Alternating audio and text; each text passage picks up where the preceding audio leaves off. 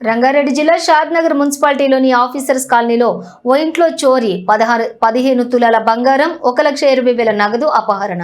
కుటుంబ సభ్యులు తెలిపిన వివరాల ప్రకారం భార్య భర్త ఇద్దరు సాయంత్రం బయటకు వెళ్లిన సమయంలో గుర్తు తెలియని దుండగులు ఇంటికి తాళం పగలగొట్టి ఇంట్లో ఉన్నటువంటి 15 తులాల బంగారం 1.20 లక్షల నగదు చోరీ జరిగినట్లుగా తెలిపారు. ఫిర్యాదు అందుకున్నటువంటి పోలీసులు దర్యాప్తు చేస్తున్నారు.